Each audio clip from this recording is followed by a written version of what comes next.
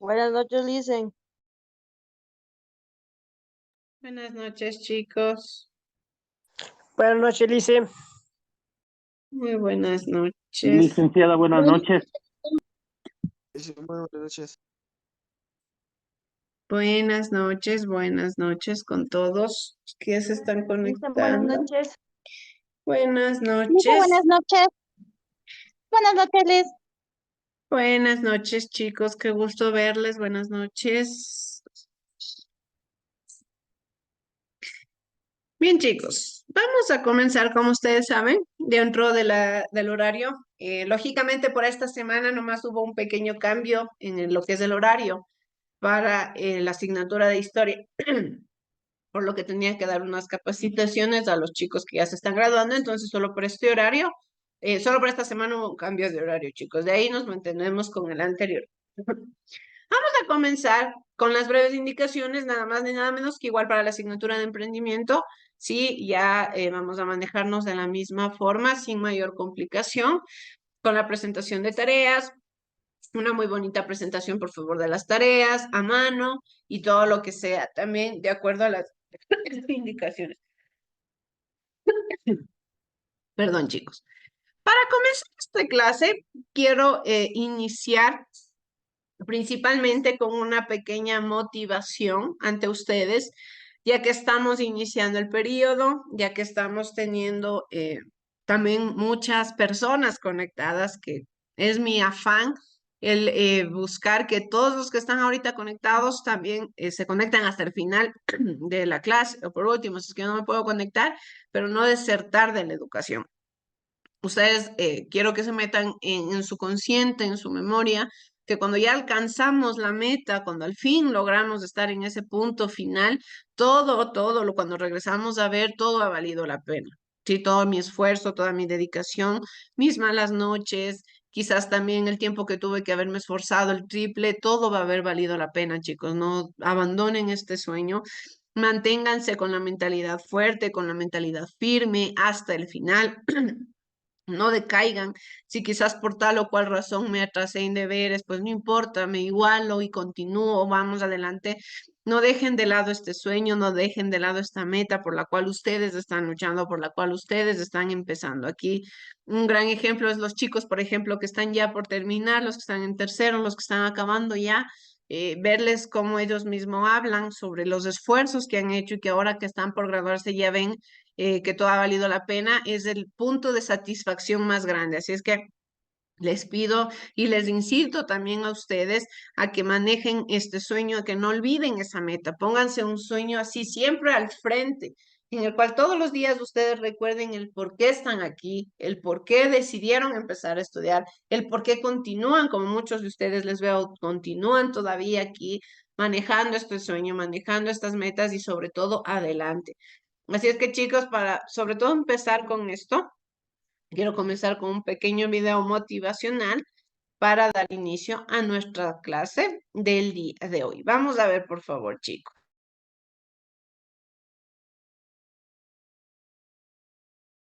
No sé cuál es el sueño que tenés. No importa lo decepcionante que puede parecerte el camino a ese sueño. Si ese sueño lo ves realizado en tu mente, eso quiere decir que es posible. Tenés que reconocer que en el proceso de trabajar en tus sueños vas a enfrentarte a la decepción y vivir un montón de fracasos.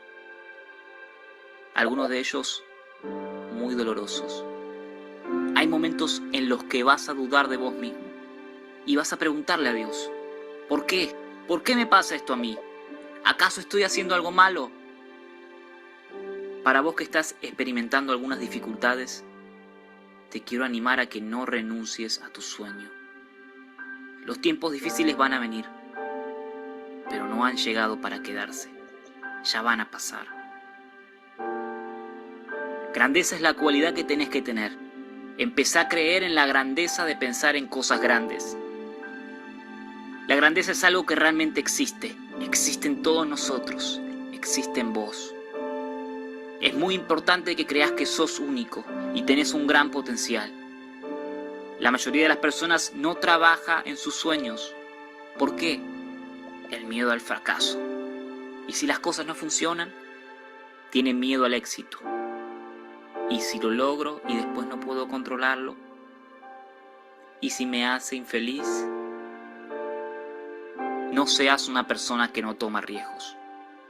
Invertiste tanto tiempo estudiando a los demás que no tenés la menor idea de quién sos. Es necesario que pases tiempo con las personas que quieren algo de la vida, que no se conforman con lo que tienen, que no se conforman con ser uno más. Tenés que dejar de ser un careta que hace plagio de la personalidad de los demás y comenzar a ser la mejor versión de vos mismo. Vos sos único. Sos único. Comportate como una persona única. Tenés que comenzar a invertir en vos mismo. La opinión de los demás no tiene que convertirse en una realidad. Ya se acabó el tiempo de ser una víctima. Es hora de hacerte responsable de tu futuro. Si nadie cree en mí, yo tengo que creer en mí mismo y aceptar mi responsabilidad con respecto a mis sueños. No importa lo mal que me salgan las cosas, no importa lo que digan los demás. Voy a prepararme y voy a hacerlo, voy a lograrlo. Quiero representar una idea, quiero representar nuevas posibilidades. Voy a llegar al siguiente nivel. Si querés llegar al siguiente nivel, si querés cumplir tus sueños, necesitas invertir en tu mente. Necesitas aprender lo que está relacionado a tu sueño. Necesitas tener metas y un plan de acciones a tomar. No seas de esas personas que quieren lograr algo y no hacen nada. Da el primer paso ahora. Hace que tu familia esté orgullosa de vos. Convertite en el orgullo de tu ciudad, de tu país. No dejes de mirar hacia el objetivo. No dejes de trabajar hasta cumplirlo. Esto no ha terminado hasta que lo logres.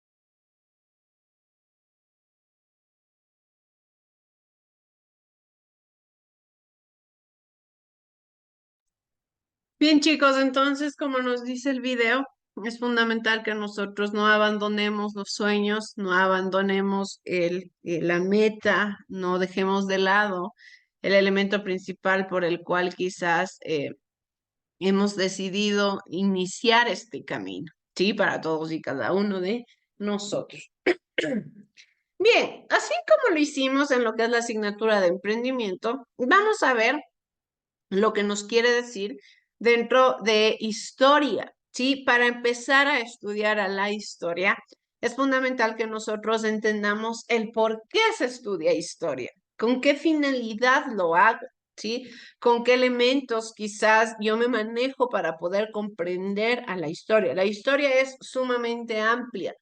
Cuando yo me refiero al término historia, me estoy refiriendo a muchas cosas. Incluso lo que es la historia y lo que es la historiografía. Por ejemplo, la historia estudia todos los sucesos, estudia el pasado, estudia absolutamente todos los hechos relevantes e importantes que han venido desarrollándose a lo largo de los años, a lo largo de las décadas. Por otro lado, tenemos a la historiografía, que es la ciencia que se encarga de estudiar a la historia, es decir, que se encarga de identificar los procesos y las actividades, los desarrollos que tiene como tal la historia, ¿sí? La historia ha estado presente en nuestros días, ha estado presente en nuestro contexto, en nuestra realidad durante muchísimo tiempo, desde el inicio. Desde que hubo un primer indicio de vida en nuestra realidad, ya estuvimos hablando de historia, ¿sí? Generalmente la historia nunca va a tener fin. La historia jamás va a tener,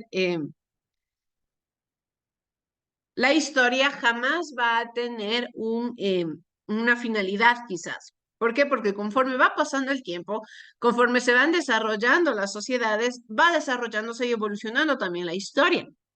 En este sentido, cuando exista de aquí en unos 30, 60, 100 años, estará la gente estudiando también lo que pasó, lo que sucedió, los actos relevantes del año 2024. Nosotros seremos y somos parte de la historia, ¿sí? Principalmente nos dice, Collingwood nos dice, el pasado que estudia el historiador no es un pasado muerto, sino un pasado que en cierto modo vive aún en el presente. El pasado, la historia, no quiere decir algo que ya pasó y se acabó, ahí quedó, ya no tiene ninguna importancia. Aunque, por ejemplo, en los dichos populares nosotros constantemente oímos decir el pasado es pasado, ya no recordemos, pasado pisado, el pasado queda ahí. En muchas de las ocasiones, hablando de lo negativo, puede vérselo desde esa forma o desde esa perspectiva. Perdón, chicos. Puede vérselo desde esa perspectiva. Pero principalmente cuando yo me refiero a la historia, el pasado es sumamente importante. Aún cuando yo digo que el pasado ya es pasado, ya debe considerarse ya lógicamente pisado, ya no debo recordarlo, estoy hablando de un pasado que me está haciendo mejorar en el presente, de un pasado que me está haciendo ser consciente de lo que yo soy en la actualidad, de las actividades que desarrollo en la actualidad, de los conocimientos que yo tengo dentro de mi realidad. En este sentido, generalmente, ¿por qué estudiamos historia? ¿Por qué estudiamos al pasado? Es porque también necesitamos analizar por qué la sociedad se desarrolla de tal o cual forma en la actualidad. Existe un dicho popular, incluso en una serie muy famosa, que dice que el que no conoce su historia está condenado a repetirla. ¿Por qué? Porque generalmente, si es que en el pasado han existido, han suscitado muchas formas de, por ejemplo, economía errada, de política errada, de sistemas económicos fallidos, si yo no conozco estos elementos, si yo no conozco estos sucesos, estoy en la capacidad en la actualidad de quizás repetirlos, pero por error, por desconocimiento. Muchos defectos negativos y muchos hechos negativos que han pasado a lo largo de la historia en la sociedad ha sido por causa del desconocimiento. El ser humano cuando desconoce, el ser humano cuando no tiene un consciente, cuando no tiene una conexión con algún tipo de información, lógicamente está vulnerable, está enfrentado a tener que quizás en algún momento enfrentarse a una realidad peligrosa, a una realidad con errores. ¿Por qué? Porque no estudié, porque no entiendo mi pasado. ¿Sí? Entonces, para ello es fundamental que nosotros identifiquemos y analicemos lo que dice esta frase. Otra frase que nos dice, también importante, un proceso social es en el que participan los individuos en calidad de seres sociales. Cuando yo hablo de pasado, cuando yo hablo de historia, también me estoy refiriendo a la sociedad. Si existe historia es porque existió humanidad.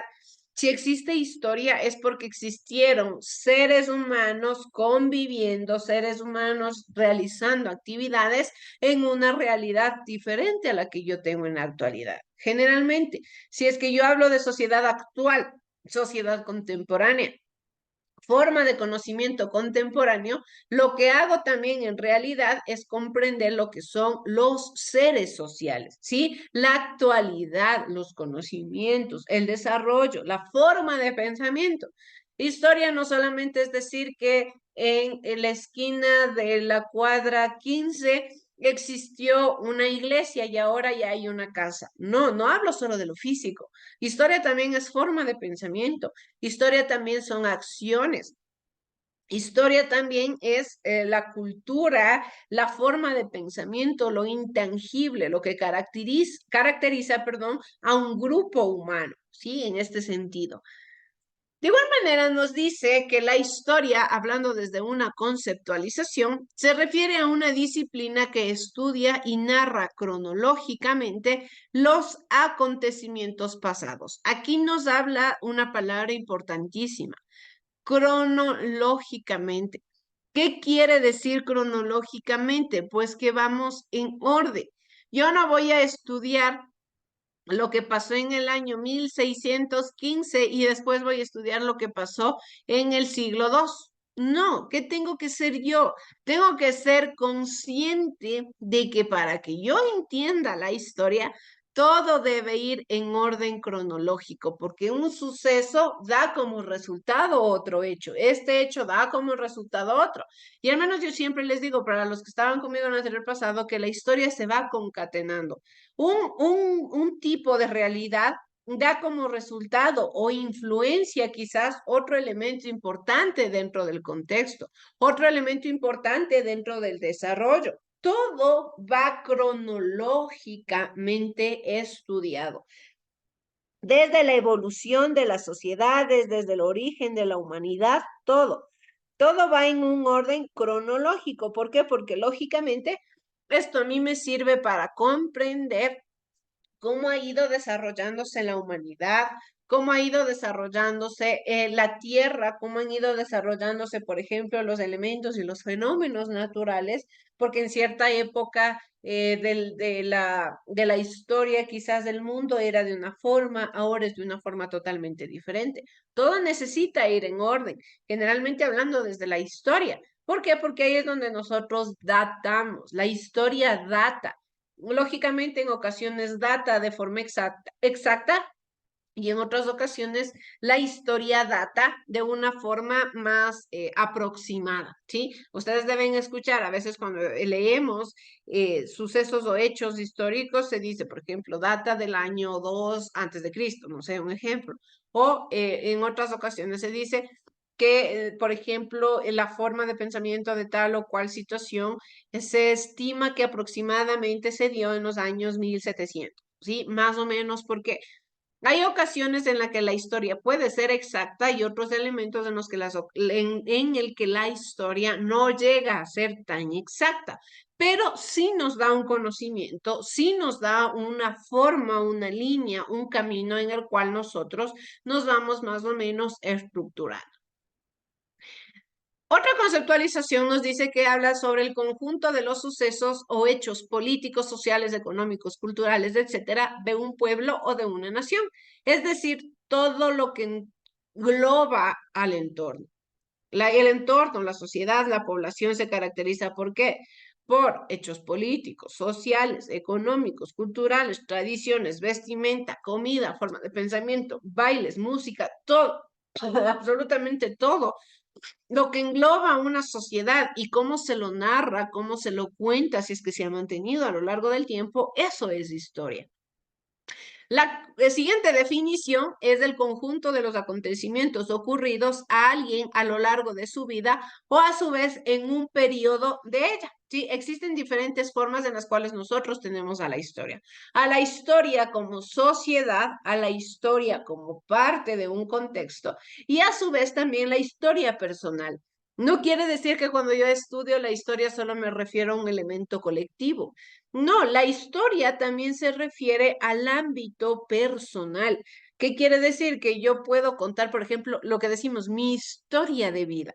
Una línea de tiempo de mi historia de vida, donde yo voy contando quizás desde que nací, cuáles fueron mis primeros años de vida, en qué escuela cursé, qué trabajos tuve, qué actividades desempeñé, si tengo papá, si tengo mamá. Todo esto forma parte de una historia personal.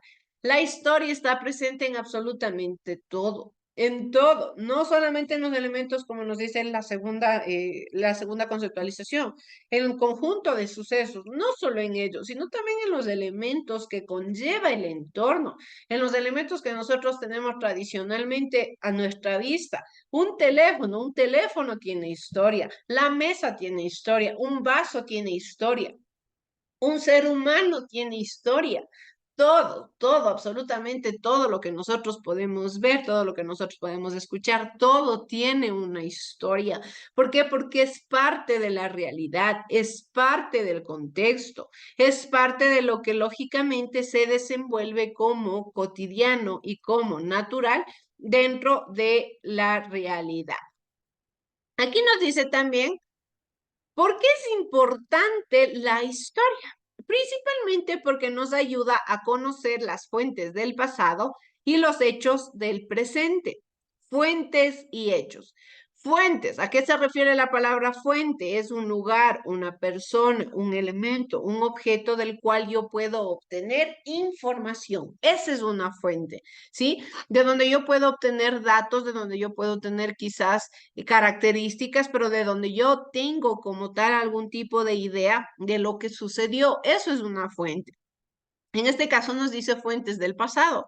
¿Y por qué? Porque principalmente la forma en la cual se actuó en el pasado dan como resultado los hechos del presente. La historia nos explica cómo lo que se hizo en la antigüedad se ve reflejado en el presente. Si ahora nosotros tenemos tecnología es porque en el pasado a alguien se le ocurrió el desarrollar la idea del Internet.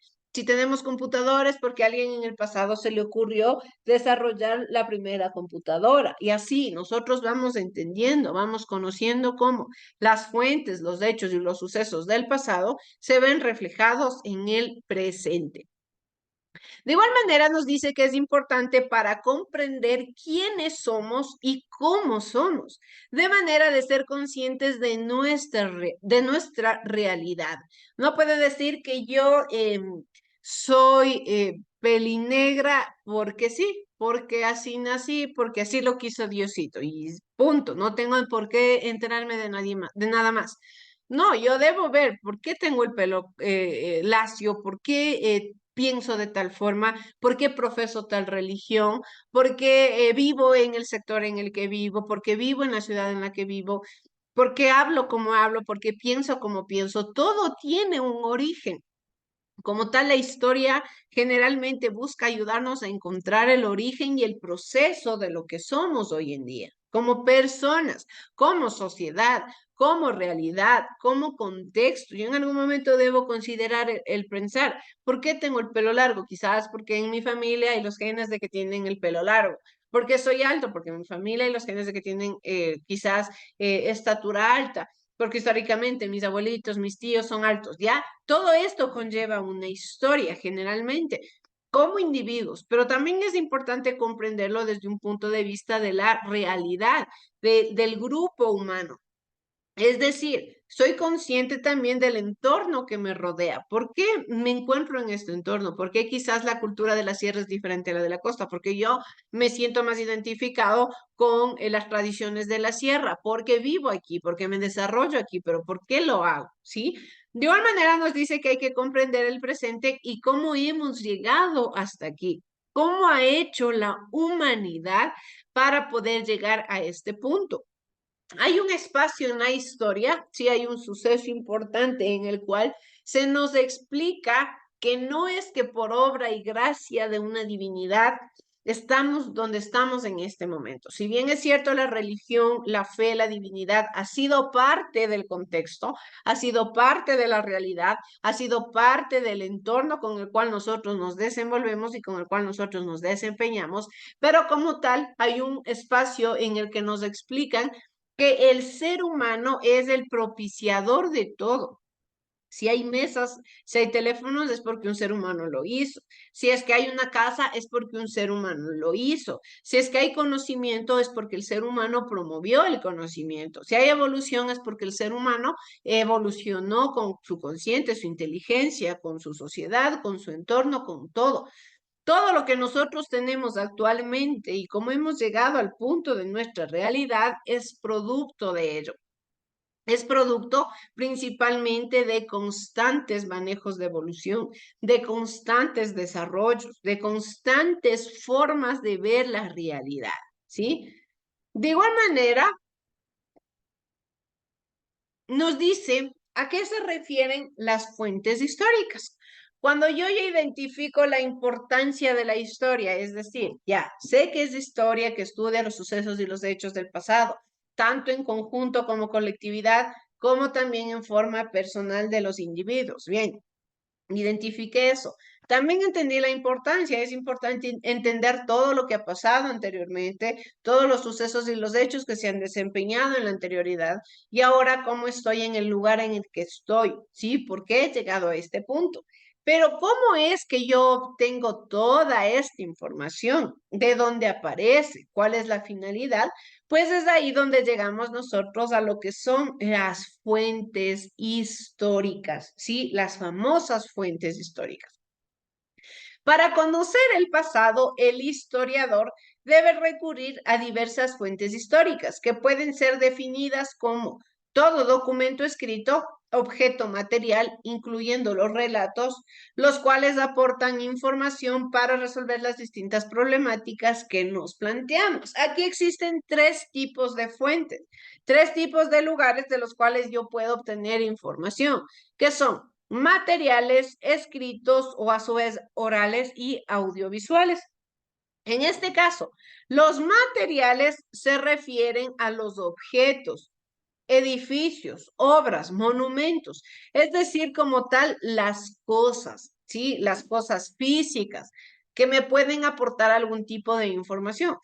El historiador generalmente tiene la capacidad de poder obtener información solamente viendo una piedra. Los arqueólogos, con sus hallazgos, ¿qué es lo que hacen? Viendo una piedra pueden datar de qué es la piedra. Sí, viendo quizás una estructura del color de tierra, cuando ustedes, si es que en algún momento tienen la oportunidad y están viajando por la carretera, ustedes ven que generalmente en los viajes por la sierra o quizás también en otros lugares, pero cuando hay montañas, hay grandes montañas dentro de la carretera. Ustedes pueden identificar, y es un dato curioso que lo pueden ver, que existen en muchas de estas montañas como que fueran filitas en ocasiones. Pueden ser varias, pueden ser dos, pueden ser tres, pero es como filas que existen. Por ejemplo, así, esto es de un color, esto es de otro color y esto es de otro color. Generalmente estas tienen una textura, la de la mitad otra textura y ya de la parte de abajo de la montaña otra textura. Todo eso es historia. Todo eso me data de qué? De que la parte más baja es generalmente de una era, la parte más alta ya data de otra era y la más alta ya data de una era más actual. Pero principalmente todo lo que ustedes pueden ver, una tonalidad diferente en una montaña, en una estructura, generalmente, por ejemplo, de rocas, de montañas, de tierra, nos explica sobre la edad incluso de la tierra, la edad del sector, cuántas generaciones, cuántas eras, cuántas etapas han pasado dentro de este contexto. ¿Por qué? Porque así se maneja la historia, ¿sí? Ustedes incluso pueden estar ante un elemento histórico jamás antes visto, pero ¿por qué? Por el desconocimiento a veces no nos damos cuenta. Pero principalmente, como les digo, si ustedes tienen la oportunidad, háganlo. Cuando ven tonalidades diferentes, incluso hay muchas montañas que se ven con líneas rectas, otras que tienen líneas curvas, otras que quizás se ven inclinadas, pero que tienen diferentes tonalidades, eso explica que ese territorio ha pasado por varias eras, ¿sí? Y ahí se ven reflejadas las eras que ha pasado. Es una forma de nosotros identificar, por ejemplo, rasgos históricos o fuentes históricas materiales. También tenemos lo que son las fuentes escritas, como cartas, leyes, periódicos, testamentos, novelas, libros, generalmente que son datados o que son fuentes de donde yo puedo obtener información de tal o cual época. Aquí nosotros vamos a tener también dos hechos importantes, lo que son fuentes primarias y fuentes secundarias. Las fuentes primarias que son aquellas de donde yo obtengo información, pero directamente de la época. Es decir, si yo tengo un libro que se escribió en el año 1000 o una carta que se escribió en el año 1915,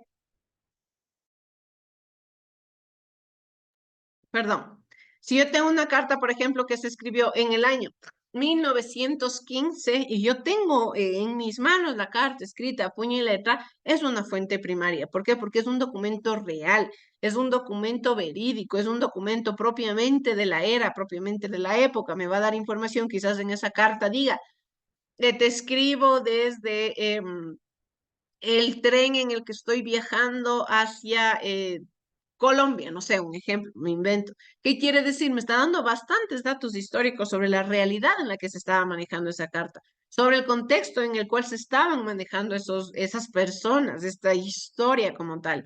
Y ahí es donde yo obtengo información.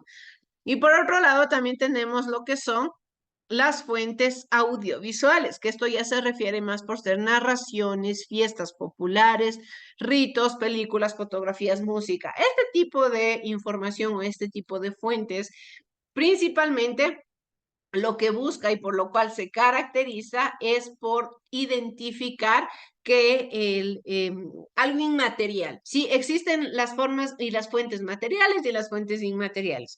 Material es lo que yo veo, lo que yo toco, lo que yo siento, pero por otro lado están las fuentes inmateriales que ya se manejan, como nos decía, hay música, ritos, fiestas, tradiciones. Yo a un baile no lo puedo tocar, a la música no lo puedo tocar, pero principalmente lo que hago es identificar que son parte de la realidad, que son parte del contexto. En este caso, para las fuentes históricas, el trabajo de fuentes es complejo y requiere de mucha rigurosidad, ya que debemos corroborar si la fuente es verdadera, tomar en cuenta su autor, la intención, como así también el contexto histórico en el cual se desarrolla el sujeto.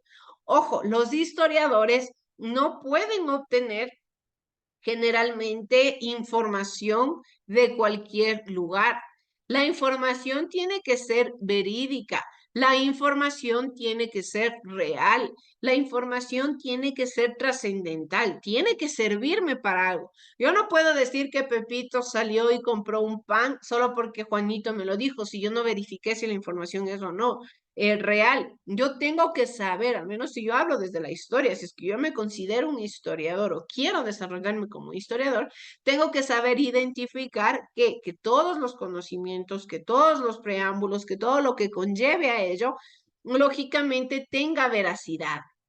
Es aquí donde manejamos los dos tipos de fuentes que les mencionaba. Las fuentes primarias, que se refieren, por ejemplo, como aquel testimonio del pasado caracterizado por ser de primera mano, ni más ni menos, de primera mano, contemporáneo de los hechos a los que se refiere. En otras palabras, la fuente primaria se nos presenta desnuda, sin filtros previos, tal y cual es, así le vemos a esta fuente. No tenemos otro contexto alrededor. Si Juanito se cayó y se rompió la pierna y yo veo la pierna rota, esa es mi fuente primaria. Ya no cuando le curaron, ya no cuando está enyesado, eso ya es una fuente secundaria, podemos decirle.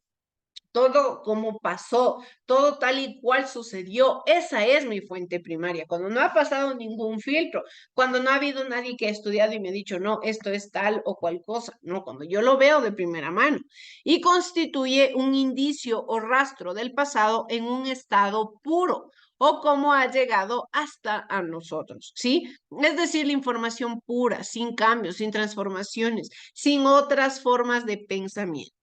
Y tenemos lo que son las fuentes secundarias. Estos ya se caracterizan por ser aquellos registros informativos de contenido histórico que son fruto de una o más elaboraciones realizadas ya por terceras personas.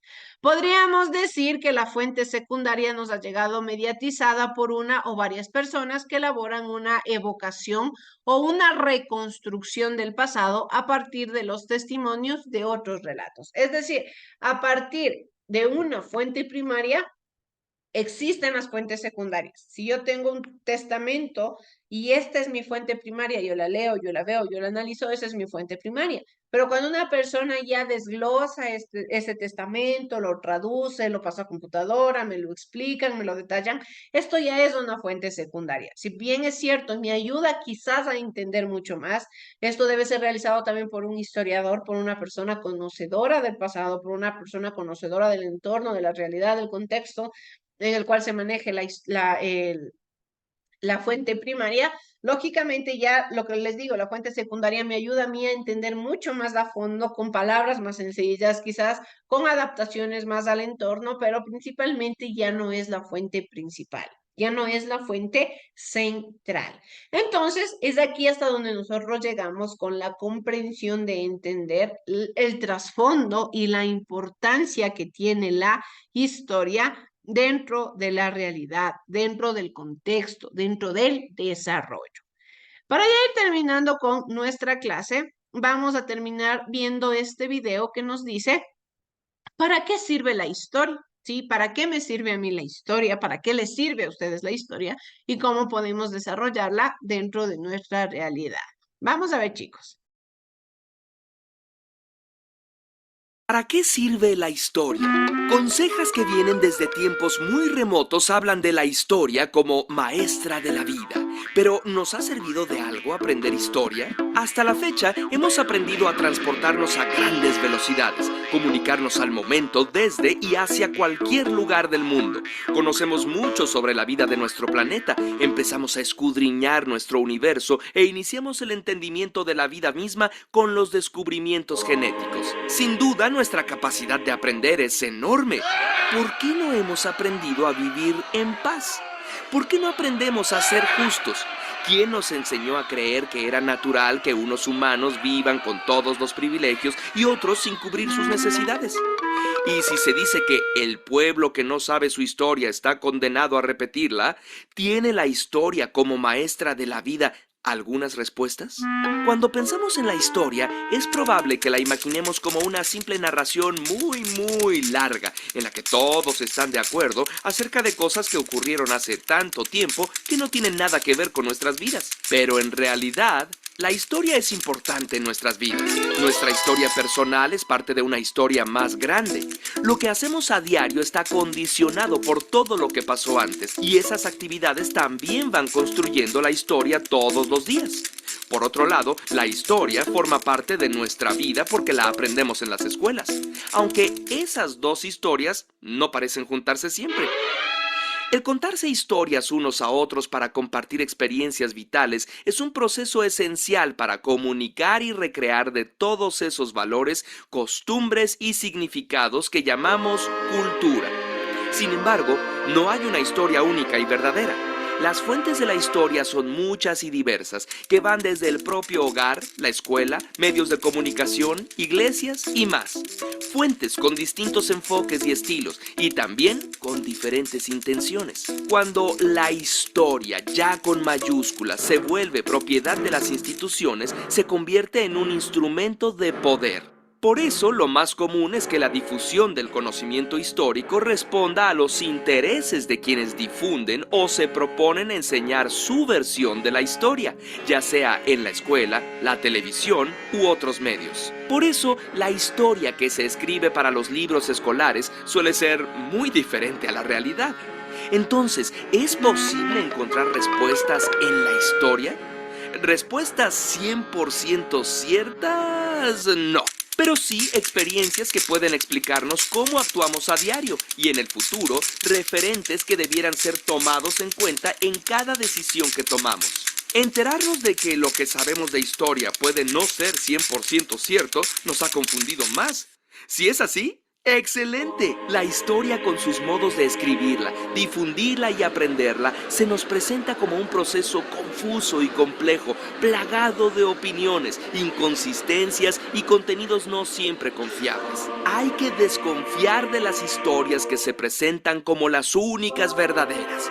Conocer otras versiones, siempre sabiendo que lo único seguro es la incertidumbre. Y estar seguros de esa incertidumbre ya es una certeza de la que podemos partir, curiosamente. Bien, chicos, entonces eso es todo lo que puedo compartirles en la clase. Que tengan una excelente noche todos. Muchas gracias.